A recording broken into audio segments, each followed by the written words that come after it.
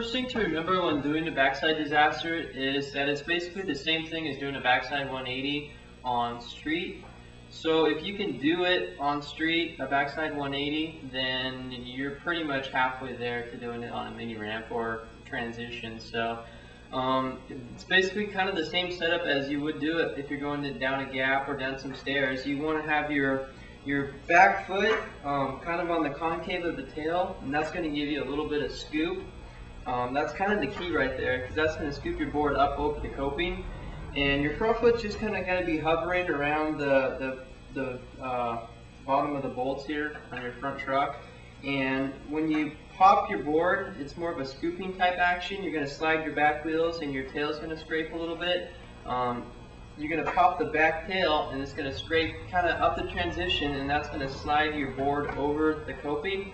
And you're kind of going to have to, it's different than a front side D, where a front side D, your body's level over the coping on top of it. For a backside disaster, you're more actually lean forward over the coping going in. It's just that your back foot is over the coping, and that's what's going to slam your board down, and that's what's going to do the rock and the motion, and then you're going to go back in. So your body isn't as much over the coping as it would be for a front side disaster, so that's something to keep in mind. And one big problem when doing a backside D is that you over rotate, and it's hard to keep your board just doing a 180, because when you come up and do the backside disaster and you stop the board on the coping, it's going to want to kind of swivel around on you. So it's a little tricky at first to keep that just still.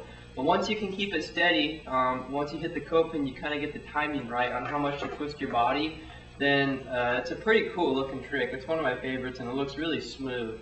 The front side disaster, I don't really like how they look as much, but the backside D, when you come up and just hit the coping and go back in, it's a smooth looking trick. So if you can learn them right, they're pretty cool.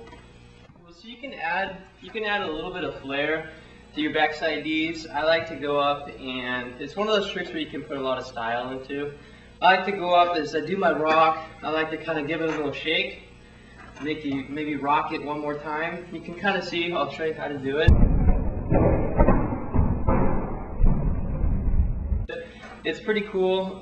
It's just, you can put a lot of style into this trick, so it's really cool. So I really recommend that you learn it if you want to be good at mini ramps and invert in general. So check out the trick tip videos, and that's all.